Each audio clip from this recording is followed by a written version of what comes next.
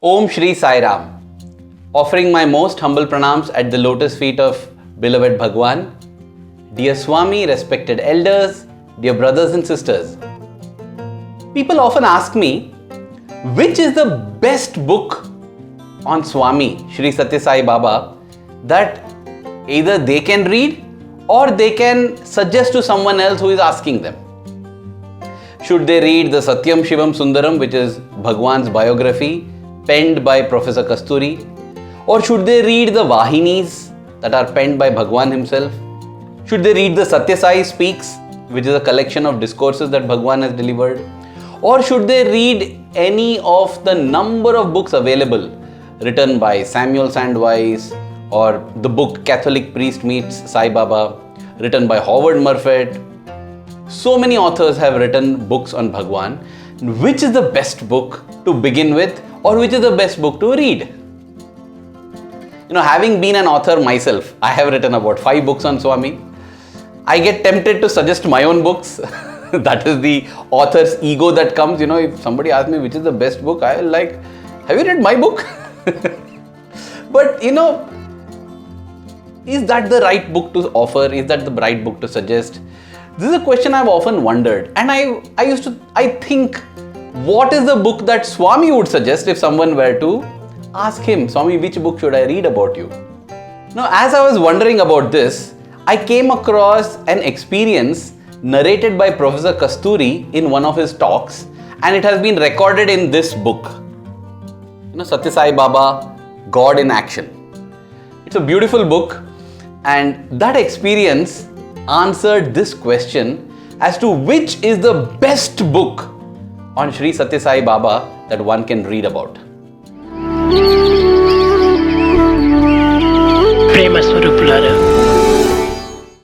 This gentleman Moore had a very difficult childhood. He was abandoned and he was adopted by the local church, where he began to sing in the choir as a child. As he grew up, he began to work in a restaurant as a person washing the dishes. He progressed in his career and soon became a waiter there. And then, after a few more years, he became the deputy manager at the same restaurant. After that, he stagnated because of the racial discrimination that existed back then and exists even to this day in many parts of the world to different degrees. Stuck at a level of the deputy manager, unable to progress any further, seeing this unfairness being meted out to him, he grew very frustrated, irritated, angry at the system. And that's what led him to join a gang, a robbers gang, and he began to make a quick buck through robberies and kidnappings. In the meanwhile, he also fell in love with a white girl. The girl also fell in love with him. They got married. Love is blind, they say, and marriage is an eye-opener. That's what happened to the girl, at least, because she realized that this was not the kind of life she had signed up for. She didn't want to live with a person who was a robber and who was doing kidnappings. But then her heart was pledged to Moore. What could she do? She was stuck between the devil and the deep sea, unable to move out, unable to live on. That was when her brother from California called her and said, "Get away from your husband, come and live with me." She said, "No, I cannot. I love him." Then he said, "At least take a break. Come for a month and stay here in California." She agreed. The husband Moore also agreed, and so she was in California. In California, the wife got to know of Bhagawan Shri Sathya Sai Baba. She attended a few meetings, satsangs, bhajans, and fell in love with Swami. And before she returned after a month to her home, she bought several of Swami's books. Vahinis, Sathyam Shivam Sundaram, so many books, she bought all of them. And when she came back home, she was scared to keep them all in one place, so she distributed them all over the house. Some in the bookshelf, some in the coffee table, some in her bedroom, some in the living room, everywhere, so that it's not very conspicuous. Life went on in this manner. Till one day, Moore, who was sitting in the living room along with his other friends and planning out a robbery, suddenly got to know that the police had come to know of their plans and their entire plans had been foiled. They wanted to rob a bank. And this robbery had taken up more than 1 month of planning. And all of that was now down the drain. And they could not proceed ahead with the plan. So immediately all of them dispersed from the place, and Moore was very, very upset that such detailed planning had gone waste. It had been laid to waste. In his frustration, as he walked and kicked around in the living room, his leg hit against the coffee table, he fell and bumped his head at the coffee table. And as he bumped his head, out came a book. A book that, according to him, was written by Sathya Sai Baby. He read the name as Sathya Sai Baby. He picked it up and he went to his wife and asked, "Who is the Sathya Sai Baby?" She said, "It's Sathya Sai Baba. It's a person who does miracles." "Is it? Which era did he live in?" She replied, "No, he's still alive now. He's there in India." Oh. And Moore read the title of the book, Dhyana Vahini. Dhyana Vahini. Yes, that was the book that had fallen out, written by Sathya Sai Baby. And Moore decided to read that book. You know, Swami often enters our life through a knock on the head. He strikes against our intelligence, he strikes against our intellect and touches our heart.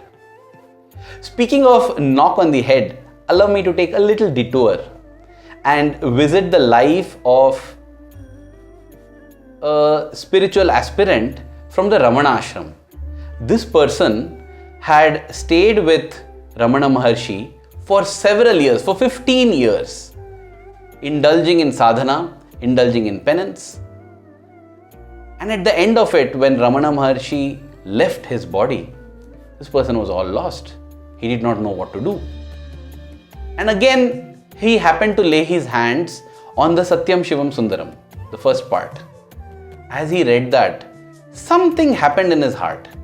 And he wrote a letter to Professor Kasturi, who was in Prashantinilayam. He wrote a letter saying, "Dear Atma." That is how he addressed Kasturi ji. "Dear Atma," he wrote.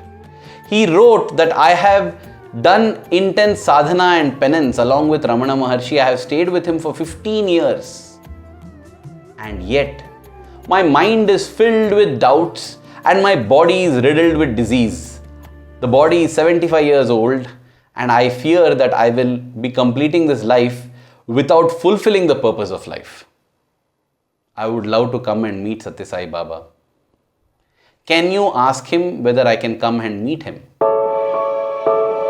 Professor Kasturi decided to take this prayer to Swami. "Swami, can this person come and meet you?" In those days, whatever Swami would reply, Professor Kasturi would actually write in a letter and send back. That was how it was. So, Swami just replied saying that I'm available here for a week. You can inform him of that. Swami never said tell him to come. Because it might happen that when Swami says tell him to come, the person comes and he says that I came here, Swami did not talk to me, Swami did not grant me an interview. Here, he had given it in writing that he would speak to me. He had only invited me, he had only called me, but he's not speaking to me. Such things happen. It happened, right? When Swami left at the physical age of 86, every one of us said, how can he leave? Swami had said he will be till 96. We want to catch him for his word. Well, now the 96th birthday is over, so Swami has left, right? As per his word, Swami has left. The avatarhood is complete in the physical sense. So now Swami is available everywhere, not confined to any single space. Not that he was ever confined to a single space. Can the avatar ever be confined to a single space? But our foolish minds reads into all this. We think that Swami is more present in this place, Swami is less present in this place. Somebody's home Vibhuti comes means Swami is present there, but Swami is not present somewhere else. And that's why we get attached to places. This attachment has to be thrashed away. Swami is everywhere. Swami is here, right here beside me. Right there beside you even as you're listening. Just call out and try. And I'm not telling this simply off my head, because listen to the completion of the experience of this sadhaka or aspirant from the Ramanashram. What happened to him?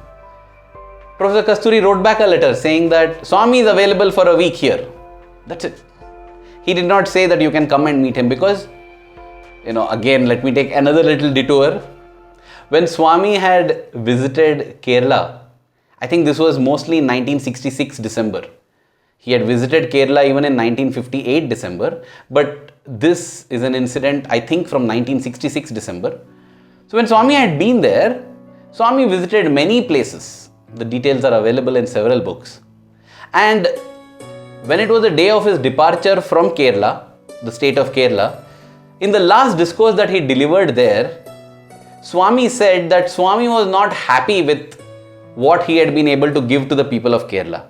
He said, let Shivratri get over. After Shivratri, I will come and stay with all of you as long as you wish, and I will visit each and every place and fill your hearts with joy.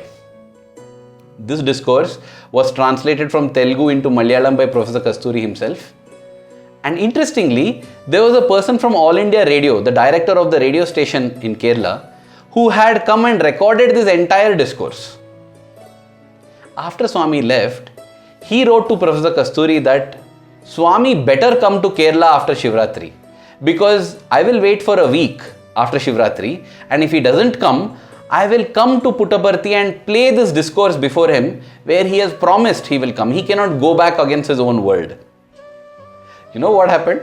After Shivratri, when this director of this radio station, once you reach a position, the ego automatically comes and you decide you will challenge God also. So this director of this radio station decided to challenge Swami.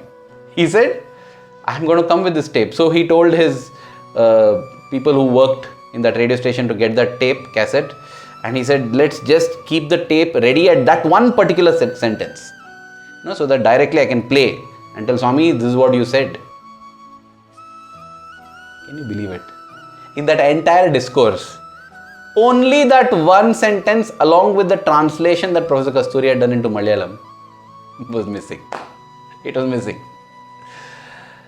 We should not challenge God. We should experience God, enjoy God, and pray that we love Him with all our heart. So now coming back to the story of the spiritual aspirant. So Professor Kasturi didn't write to him that Swami has said you can come and he'll talk to you. He just gave a non-committal answer. But a couple of days later, he receives a letter from this spiritual sadhaka. He says something amazing happened. And what has happened? This person in the night locks the door, puts off the light and lays down on his bed.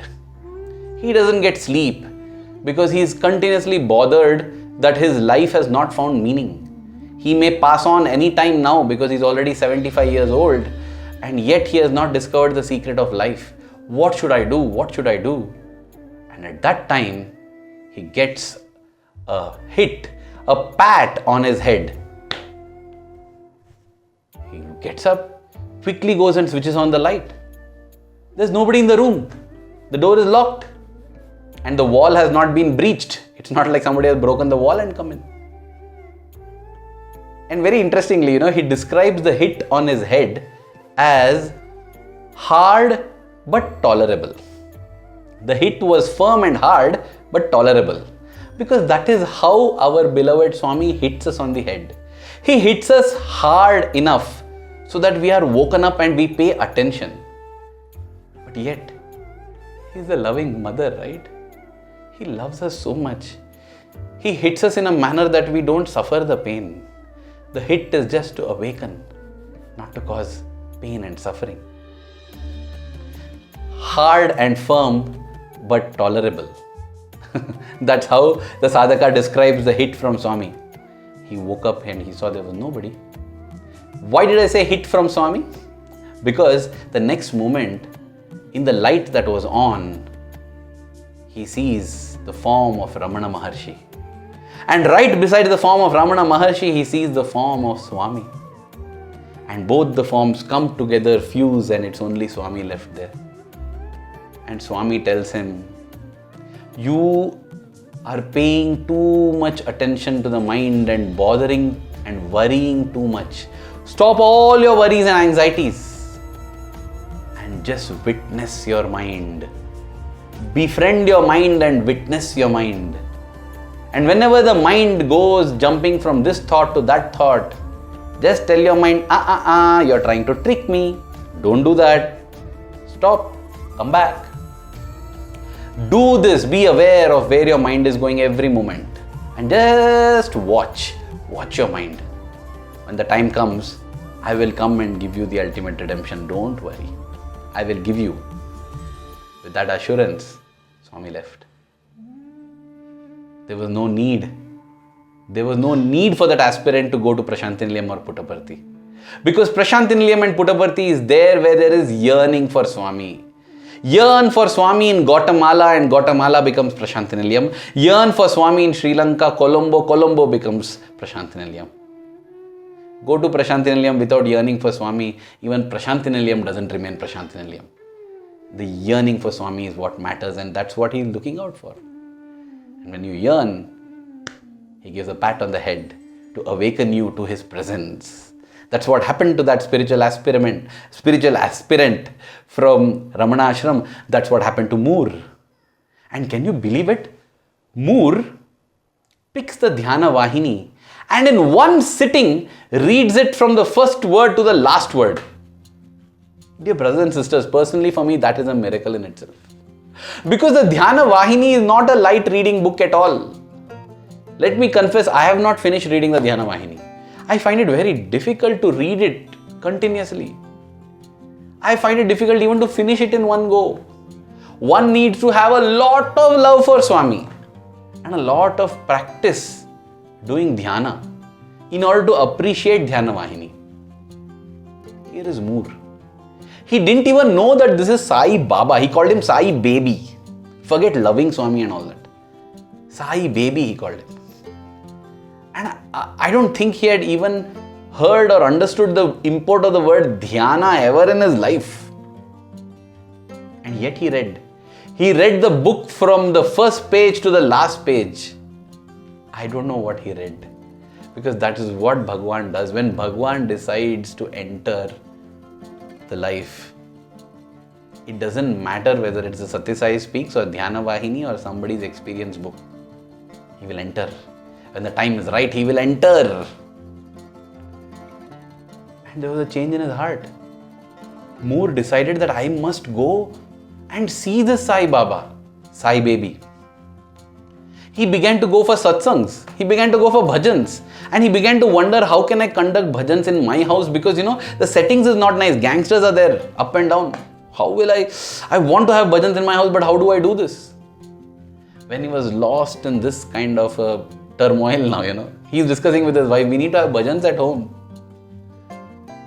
We need to get vibhuti. That is when somebody from the nearby Sai Samiti or center, a devotee comes and tells, if you want to go to Puttaparthi, I will sponsor your visit. And Moore comes on a ticket that somebody else has paid for. He comes to Puttaparthi. And Swami comes straight to him and says, you're from Africa? He says, no Swami, America. And then he says, yes Swami, Africa. Because though he was in America, his ancestors all had been from Africa. He says, yes Swami, I'm from Africa. Swami asks, what do you want? Swami, I want vibhuti. Swami immediately materializes vibhuti for him. And tells him, go, do bhajans. Whatever you had thought of doing, that's all right. That's all correct. Go do it there. I will be there with you. With that assurance from Swami and vibhuti in his hand, he returns back. And when he returns, Moore sees that near his house, near his home, there are so many cars, vehicles, 3-4 vans are there. And he's wondering whether this is a police raid now. When he walks closer, he realizes that Swami had effected a miracle.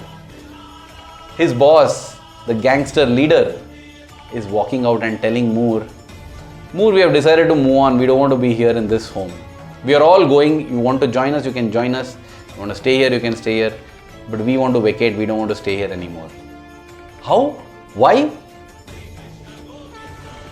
Sai. Why? The answer is Sai. That's it. And Moore moves in what was once a gangster's den now becomes a center for Sai activities? Was it a coincidence that a few days later, the person who headed all the Sai activities in that region comes to Moore and tells that, something else has come up, I will not be able to continue this any longer. I feel you're the perfect person to head all these activities. Take care of this.